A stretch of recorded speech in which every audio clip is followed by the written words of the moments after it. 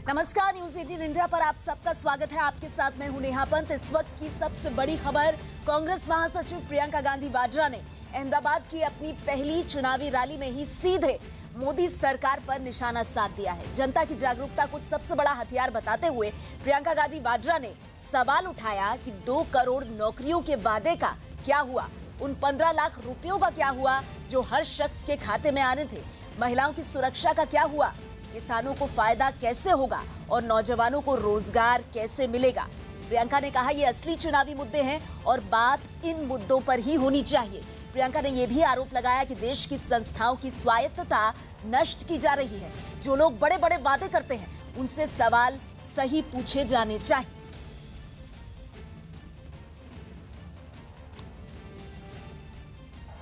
श्री राहुल गांधी जी, श्रीमती सोनिया गांधी जी, केसी वेणुगोपाल जी, अहमद पटेल जी, राजीव सातव जी, अमित चावड़ा जी, परेश धनानी जी, CWC के मेंबरान और कांग्रेस के वरिष्ठ नेतागण,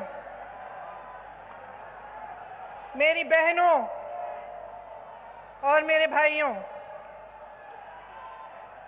आपके इस प्रेम भरे स्वागत के लिए मैं बहुत बहुत आभारी हूं। मुझे मालूम था कि आज मीटिंग है, लेकिन मन में सोचा था कि मुझे शायद भाषण देने की जरूरत ना पड़े, तो मैं भाषण नहीं देती। आपसे 2 शब्द कहती हूं जो मेरे दिल में है। पहली बार मैं गुजरात आई हूं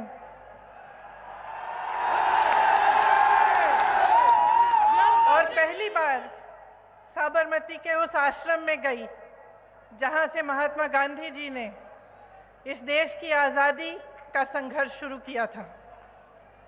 और मैं बता नहीं सकती आपको कि वहां उन पेड़ों के नीचे बैठे हुए भजन सुनते हुए मेरे दिल में क्या भावना जागी।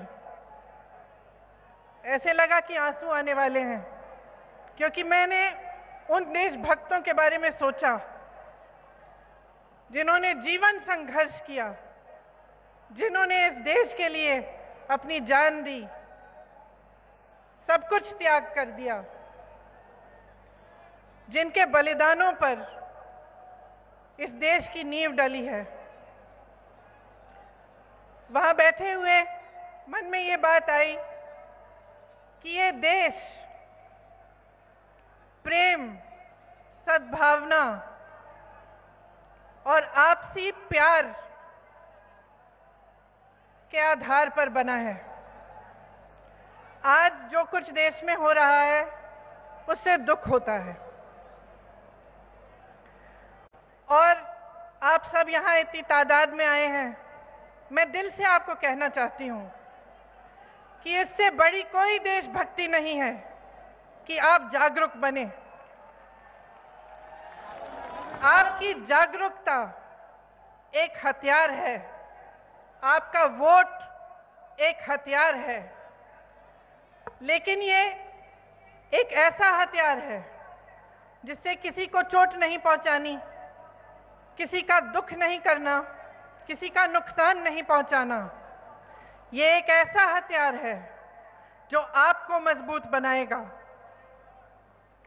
आपको बहुत गहराई से सोचना पड़ेगा कि ये चुनाव क्या है, इसमें आप क्या चुनने जा रहे हैं।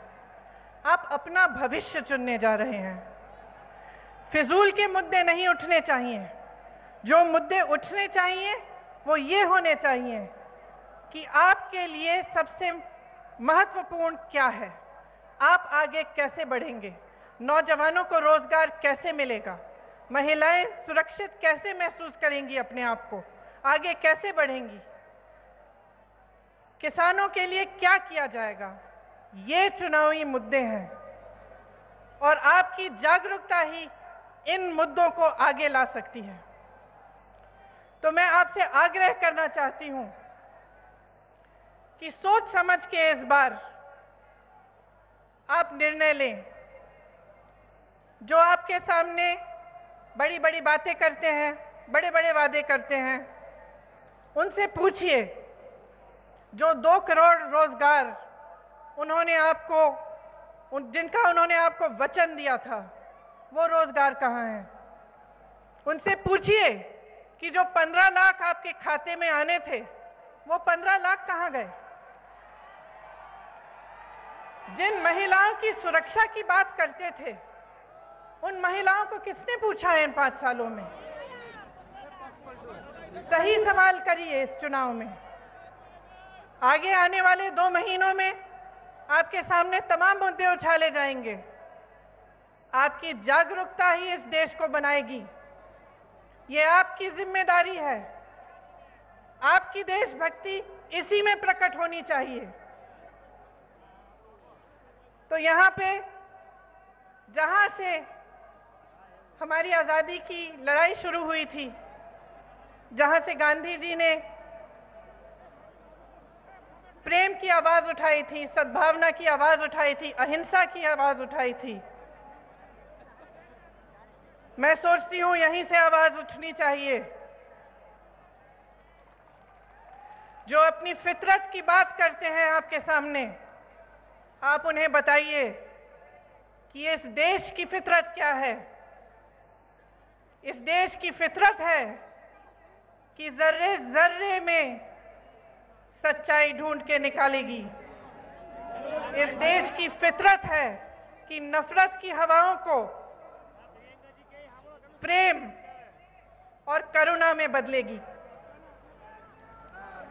ये आवाज आप यहां से उठाइए।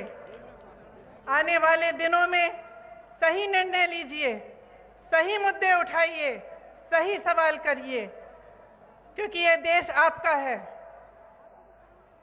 आपने बनाया है, मेरे किसान भाइयों ने बनाया है, मेरी बहनों ने बनाया है, जो रोज सुबह शाम मेहनत करती हैं, नौजवानों ने बनाया है।